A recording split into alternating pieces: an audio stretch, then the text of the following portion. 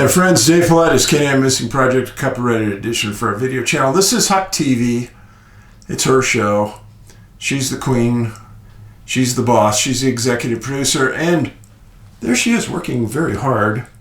Look at the top eye now. No side eye, top eye. Dad, why are you doing this to me? So, Huck is had a great day today. And today it got up to all of 8 degrees in Montana. We froze. Real quick, I'm just going to go over this. The Bigfoot cruise in the Caribbean. You could freeze frame this any place you want. Me, Meldrum, Mariah Mayor, Golombeski. This is the 3rd year now I'm on the cruise. So it'll be a blast, trust me. Every year there's tons of fun, and you gotta try to make one of these. I guarantee you will have a blast. So thank you, and we got an interesting show for you today. First thing I want to do is read to you an email I got. Just came in. Hey Dave, thank you for sending me my recent order so quickly. This is the 3rd time I've ordered your UFO DVD. A few months ago I ordered 2 of your Bigfoot books as a gift for a friend who was a skeptic on the subject. Well, he's a believer now. He read the books and it changed his mind. Take a bow. Appreciate your research and work. YouTube videos are great. Know you're busy, so please don't feel obligated to reply. Minetta. Well, thank you, Minetta. It's those kind of kind comments from you folks that fuel the soul, and I mean that wholeheartedly and sincerely. Now, you all know that I made a documentary called Missing 411, The UFO Connection. Yes, the UFO Connection. Earlier in January, there was a huge abundance of UFOs over the East Coast, predominantly New Jersey. New Jersey. Well, what have I always said about UFOs? Water. Well, this is part of New Jersey right here. This is Atlantic City International Airport. Look at all the estuary and water areas. We're going to talk about this little town right here. Borgata, if you've never been there, you need to.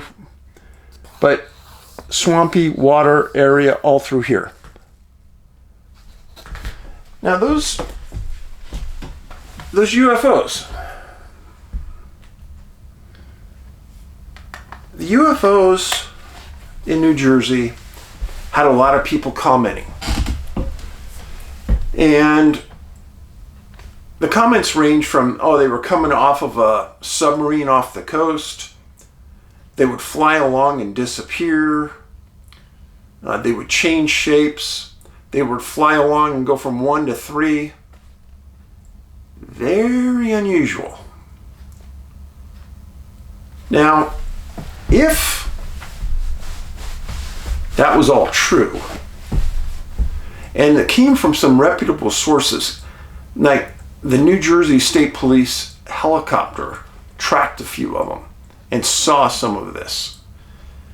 Also, some news crews on the ground saw what I just explained.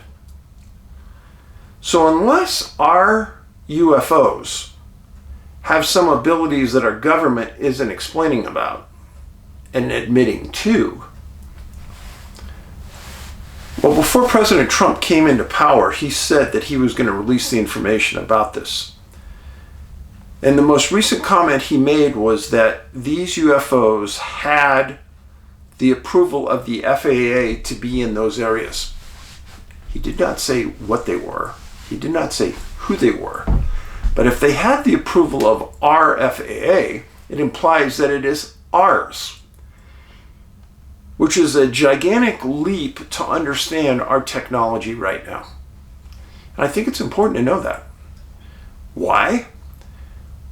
Well, if they can go invisible, which these did, if they can go from 1 to 3, where they drop drones or small UFOs out of them, yeah.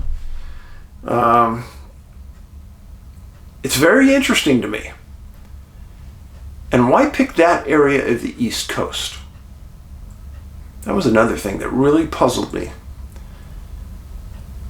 So, anyhow, the area of New Jersey we're talking about today is the same area of New Jersey where they had tons of UFO sightings, and they've had tons of UFO sightings for years.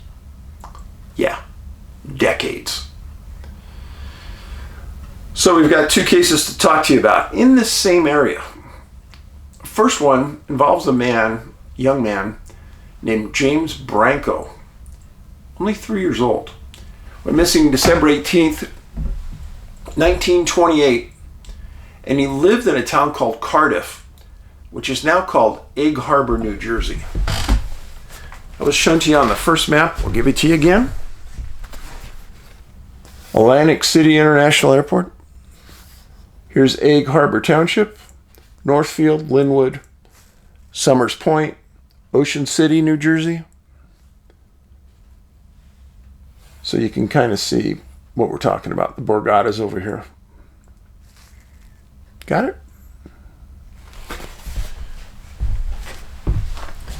One thing you'll learn about when you do the job I do right now, you learn geography, topography. And I learned when I started doing this on missing people that there's vast swaths of New Jersey. There's no people. I thought everything was covered with people in New Jersey. Not true. There's a lot of area in the area we're going to talk about tonight. There's still no people. So James, 3 years old, was playing in the front yard of his house, and his house was at the edge of the city, backed up to some woods and swamps. His mother and father were Henny and Charles Braunco. Gee, I wonder what kind of name that is, huh? He was last seen wearing gray sweater, a blue wool cap, brown shoes, and pants. Now, he had played in this yard for years, a year, since he was 2. So on December 18th, he's playing in his yard, around his house, like he'd done hundreds of times before. His mom came out at noon to check on him. Couldn't locate him. He'd been outside maybe 20, 30 minutes. Henny was his mom's name. Calls him, yells for him, can't get him. Calls Charles, the dad. He comes out, looks, can't find anything. And at 1 o'clock, they make contact with the New Jersey State Police, and they get him to respond. This was in a rural area.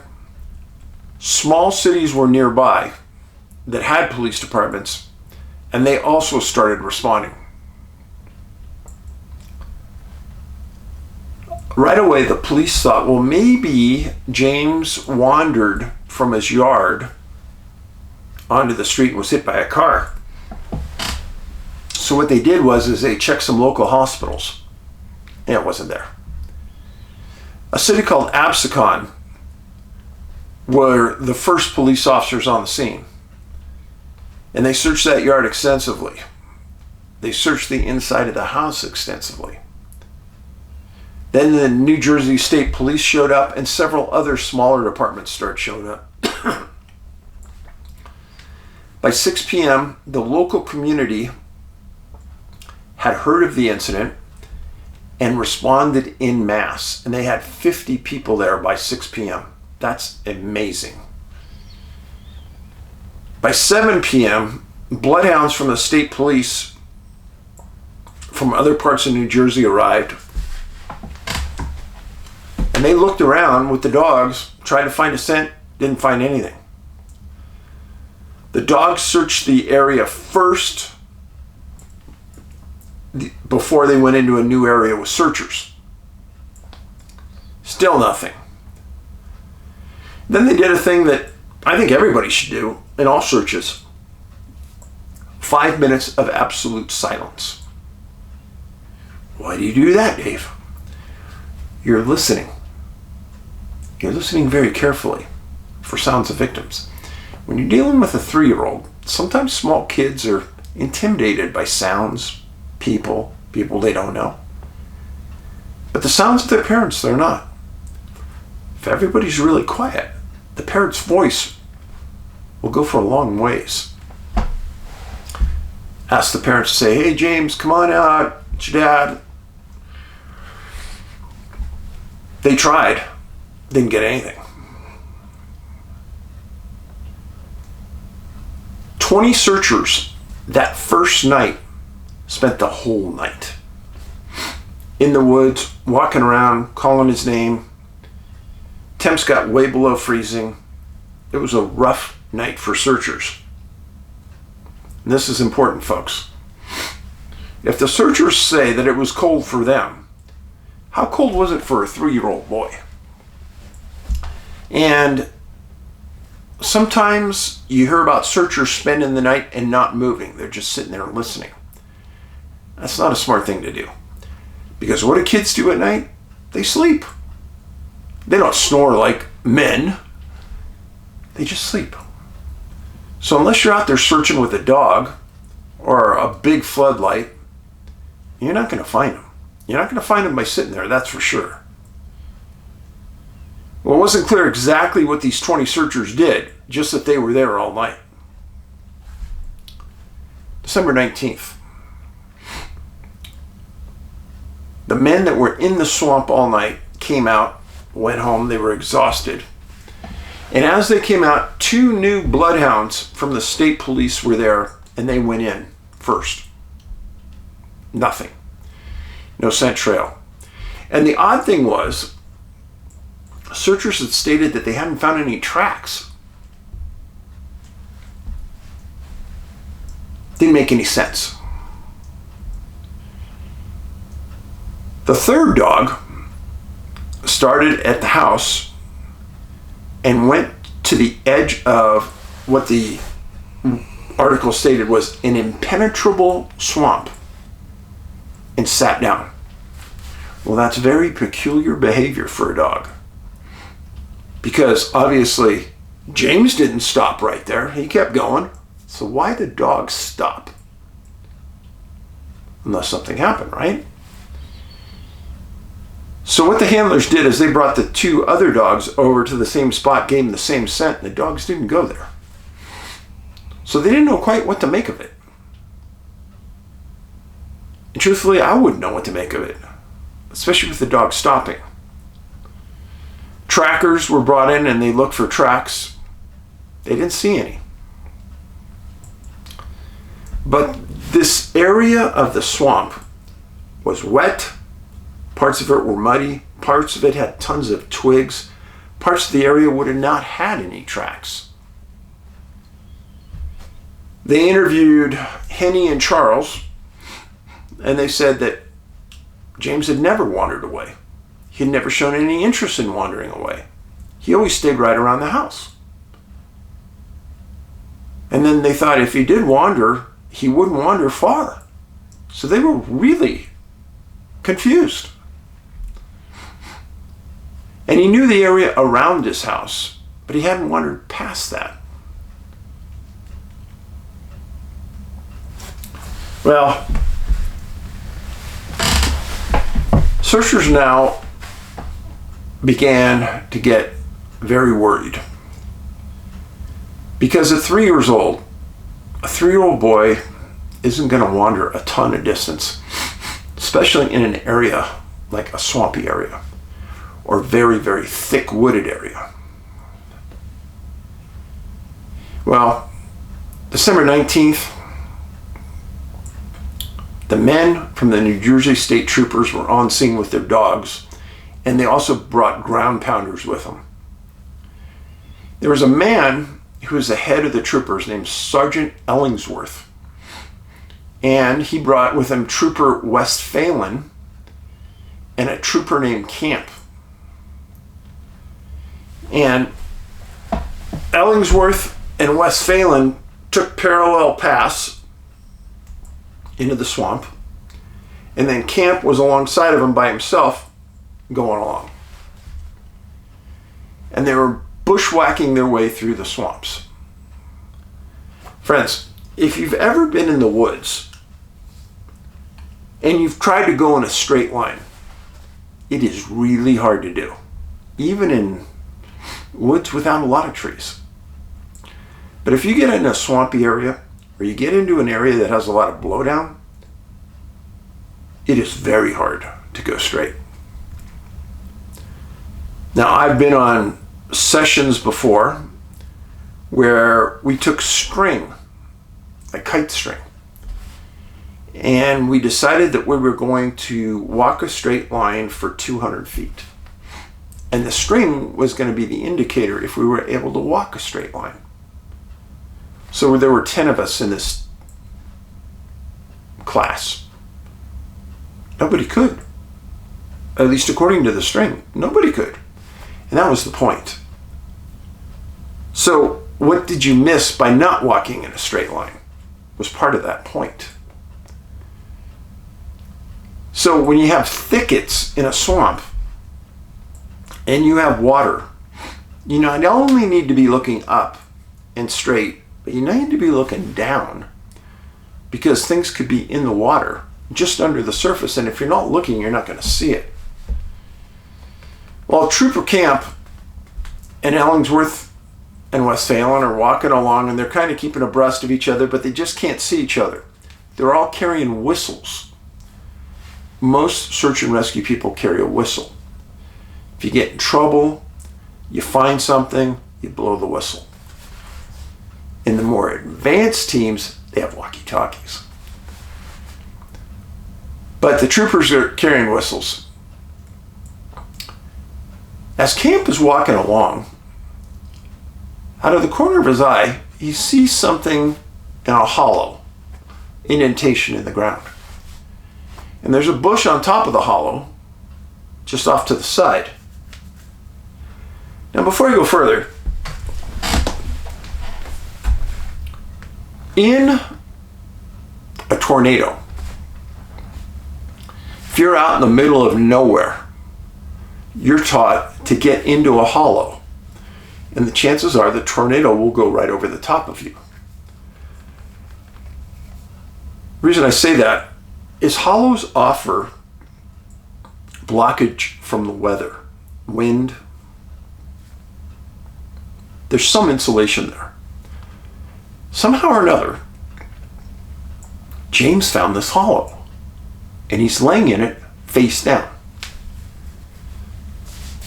As Camp walks up, initially he's not even sure what he's looking at, he's so stunned, but he blows his whistle, and he gets the other two troopers to come over. And they're equally stunned.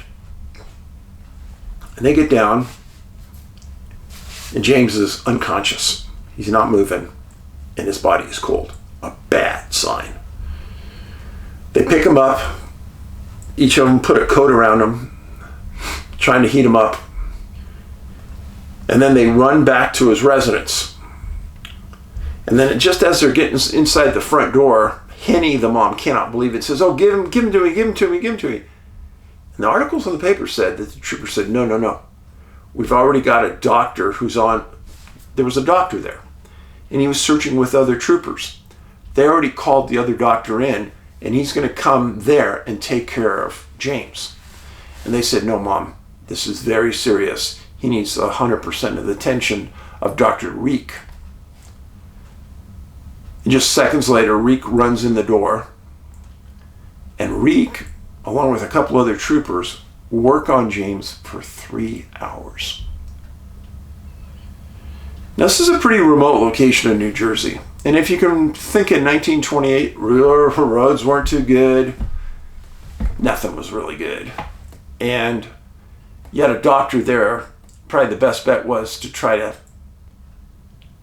get James conscious again, heat it up, get rid of his hypothermia, and see if you can save him. Well, after an hour and a half, 2 hours, James starts to get conscious again. And Reek had him all bundled up to keep warm, and he had other things around him, heating devices to keep him warm, hot stones from the fireplace. Well, just about the time James is getting conscious, James's dad was leaning over James, giving him a little hug, and James whispered to his dad, "Some men took me." He mumbled that to his dad. His dad turned around and told the other sergeant, he goes, "Did you hear that?" He goes, "I heard him mumble something. What did he say?" And he told him. Well, that's a pretty important statement, folks. Well, Reek worked on him until he was fully conscious, and then they transported him to the hospital. The police sergeant at the home stated he didn't think James would have lived if he had been in the woods all night in the condition he was. Very important statement, folks. Very important statement. Remember, it was super cold out. It was December in New Jersey. He was near death when they found him. Face down near death. So, James spent 3 days in the hospital. He was released in good condition. On January 3rd, he was admitted back into the hospital, and he had pneumonia when he went in, and when he was released, he had most of it gone. But they were bringing him in to see if they were going to have to amputate toes on his left foot. That happened the night he went missing.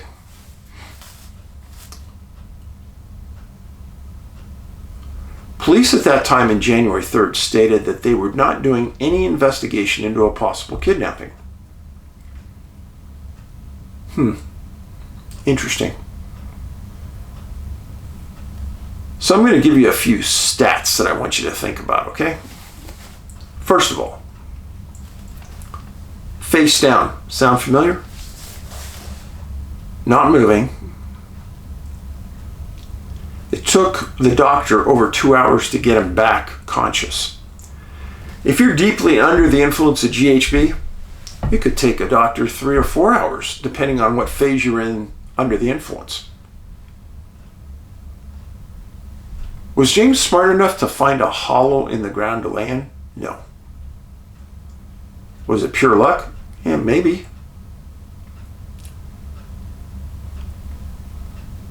I know because of research I've done in the Bigfoot world, the kids have stated when they were alone and saw a Bigfoot, they called him a human. Or they called it a man. So when James said that he was taken by 3 or 4 people, would a 3-year-old just blatantly lie about that? I don't think so. And what would 3 or 4 men be doing in a rural area of New Jersey? And if they were going to kidnap somebody, why would they take them into the middle of a swamp? Oh, that dog don't hunt. That makes no sense. So this incident happened in Atlantic County, New Jersey. The county immediately to the north is Burlington County. It has 16 Bigfoot sightings. Sussex County, right nearby, 18 Bigfoot sightings. Ocean County, just to the north side of Atlantic, 11 sightings. I bet you didn't know that Bigfoot had that many sightings in these counties. What would an alien look like to a 3-year-old boy? Big eyes, big head. What would a hairless, facial Bigfoot, like in one of my books, look like to that boy? I don't hesitate to say at all that it would look like a man. Why would the police drop any follow-up investigation? Why didn't multiple canine teams find that boy? And then before we started this, I talked to you and I said, this area of New Jersey has tons of UFO sightings, still to this day. Now, I have no idea what happened to James, but a couple of things. Do I believe James walked into that swamp area? No, I don't. Do I believe James had some help in getting there? I think he must have. Had to have. Because it doesn't make sense that he got there.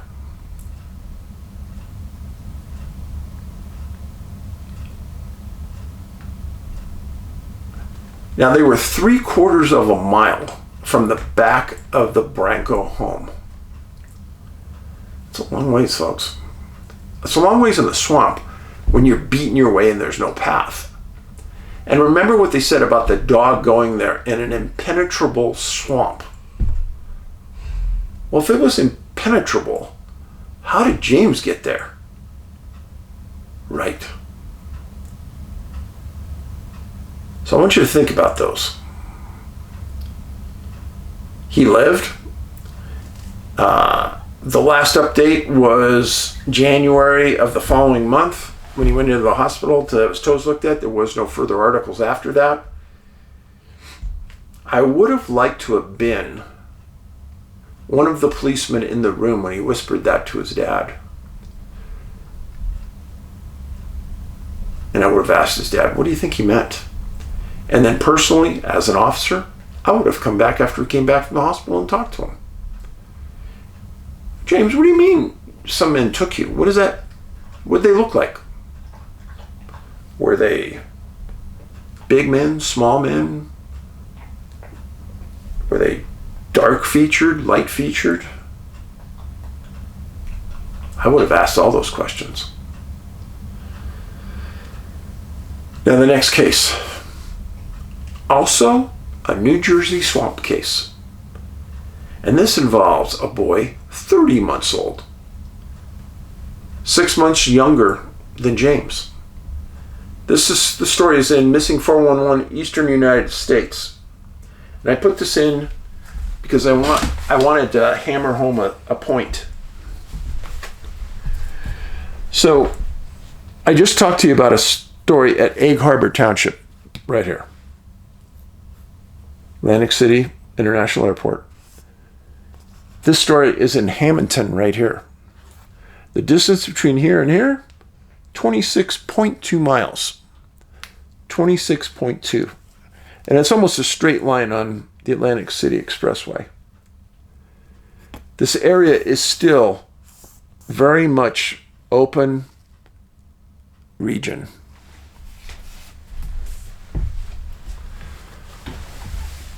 The story has to do with a boy named George Billy Dancy, who went missing October 8th, 1919.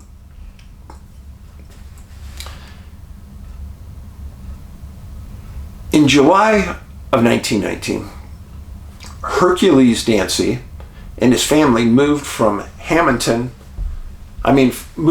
Pittsburgh to Hamilton.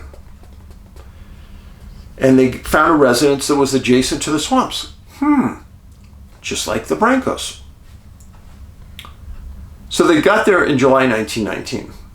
October 8th,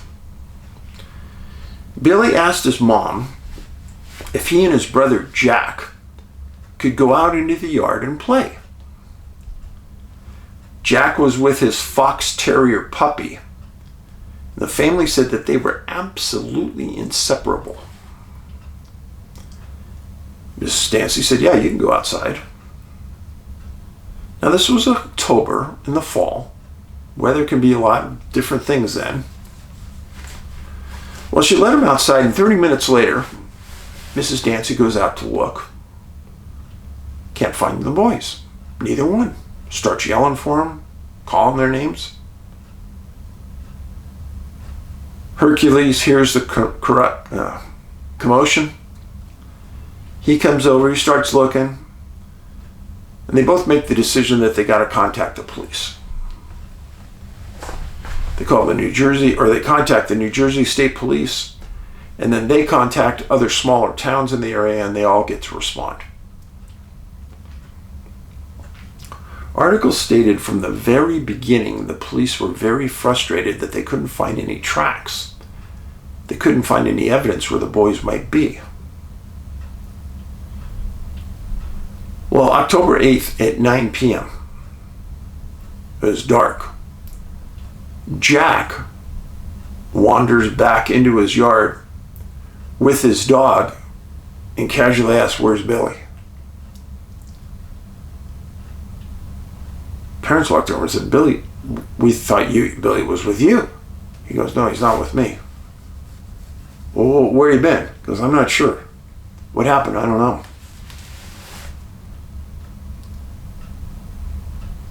The dog is sitting down next to Jack. And the parents tried to get the dog to go with them out into the swampy area to look for George. The dog wouldn't move. Specifically said that, the dog wouldn't move. We've talked about this before too. Was the dog scared? To me, yeah.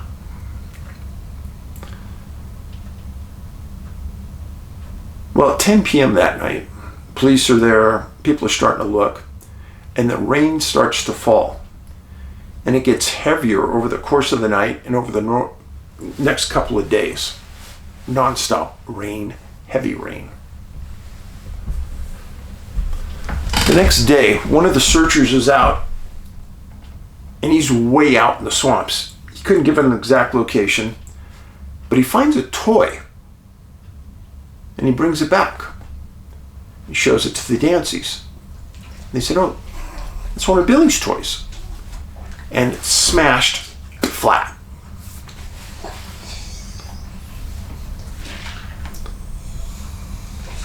Well, that's interesting. And what I think about it, those old metal toys, the ones that were made really good, that would take quite to break down one of those. Police started to make statements now that Billy may have been taken. They stated that all of the evidence that they were trying to accumulate made no sense. And over the course of the next 3 days, they started to put posters up all over town. And they posted a $1,400 reward for George Billy Dancy. And that amount of money for 1919 was huge. And the idea, I always tell you this, the idea behind rewards is not to really reward anybody. It's to get people out into the field looking. October 12th, the weird thing happened. Police arrested a nearby farmer for the abduction and possible killing of Billy Dancy. The police made a theory to the press, but the press didn't make it known. Only the press said that their theory didn't make any sense. And for the press to say that about the police, it's pretty strong.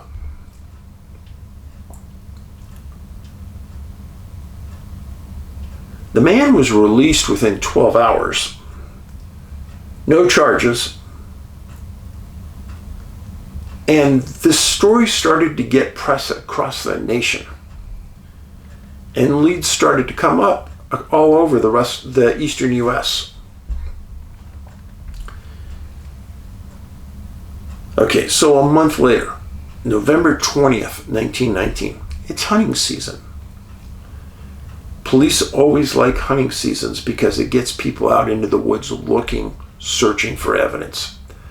Hunters go out, they go into areas where people don't go. Well, Hunter was deep in the swamps and came across what they thought may have been a body. He went to the police, got them, and they brought him to the scene. One policeman left and brought in a series of others that were experts at scene identification, bodies, etc. They were pretty sure, but they weren't positive, that this may have been Billy Dancy.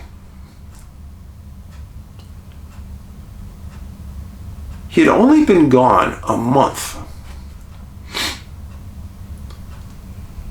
but the body was in the middle of a swamp, surrounded by 1 to 2 feet of water, at 30 months old. The location was described as very thick. The police immediately stated Billy had to have been abducted and dumped there. They said he could not have gotten to this location on his own. A portion of Billy's clothes were hanging on nearby bushes, inside out. And he was naked except for one t-shirt he had on. The inquest later stated that there were no bone breaks, but predation had taken much of the flesh off the bones. And there was no blood found at the scene, so there were no bacteriological tests that the police could do, they stated. So imagine this. In the swamps, you've got a lot of swamp rats, things like that we eat flesh. It's not a big deal. They specifically said that the bones were not displaced, meaning that they were probably hanging on by tendons and things, so they looked like they were in one piece. But there was a lot of flesh that was missing. It still makes sense to me. But Billy's clothes hung up on the bushes. There was a detective named Wilson who stated he didn't believe that the boy could have forged his way through the woods into the area where he was eventually found. It was too thick, too rugged. And the coroner decided to have an inquest. The inquest found out something very interesting. Billy could not have undressed himself. Could not have undressed himself. So how did he get all of his clothes off?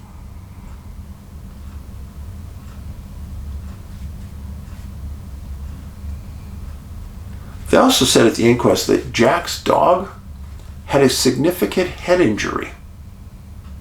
What's that about? How did the dog get the head injury? They said it was unexplained and they didn't have any idea how he got it. Coroner stated that the cause of death was unknown, but there was no obvious cause like fractured skull, broken neck. He was in water. Canines couldn't track the scent trail. There was some animal predation. Now, I want you to think outside the box on this. Police officers could not do what I'm going to ask you to do. When you get to a scene like this, with what you know as a villager,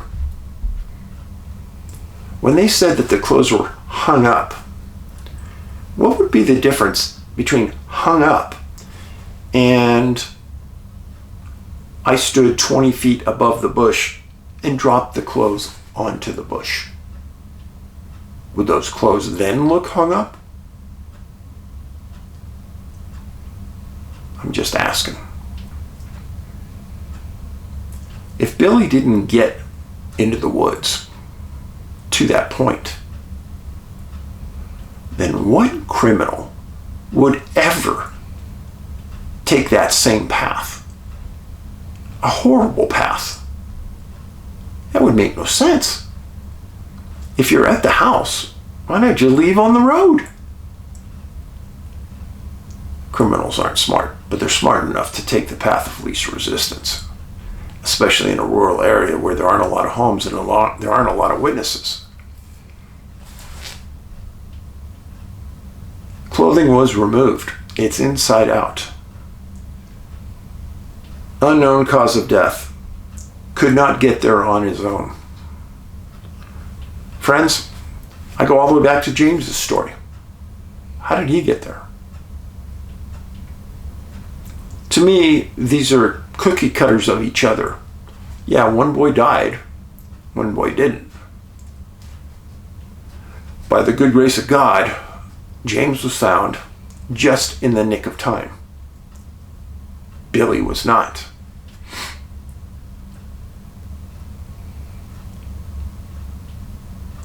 "26.2 miles apart. 26.2 miles in 9 years. 9 years. That's the entire difference. So I ask you, please share this on your social media. I think they're peculiar cases. And if you think, and I tried to hammer this home at the beginning, I'll do it one more time. UFO activity in this area has been going on for decades. Remember, we are in the kindness revolution. It doesn't cost anything to be kind. Huck's kind to me every day. Just coming over to give me affection. Somebody the other day asked me, they said, "Dave, what could you tell me about Great Pyrenees?" A couple of things. They love affection. She will come over to me 10 times a day and sit right in front of me and just stare at me. And I know that means, "Dad, just scratch my head, scratch my ears, scratch my neck." At least 10 times a day. And then if I don't, she'll go, "Wah!" Give me a little woof. Come on, Dad, pay attention. All the other things about Pyrenees. Love, affection. Very protective. Very protective. Shed a lot. And sometimes they can be a little hard-headed. Out of all the breeds of dogs, I've only had two breeds of dogs. Or actually, I had 3. I had a German Shepherd, Great Pyrenees, and what was the other one I had? Kind of a mixed breed. But she's the hardest one to train. Very hard-headed sometimes. And she's obstinate. And sometimes I could see it in her eyes. "Hey, I don't want to do it, Dad. I'm just really patient. Come on, we're going to do it." Eventually, she'll do it. But I've never tried to really be physical with her and yank her around or jerk her around. And I think it's worked. She kind of has a respect for me, and I have a respect for her. But if I had to do it all over again, I'd pick her. Just because she's such a good dog. And I was around so many other Great Pyrenees when we picked her. Just great breed. Up here, everybody has them. Anyhow, thanks for being here. I greatly appreciate your watching my videos. If you can go on the cruise, go on the cruise. If not, I just appreciate you. Be kind. Paulides out.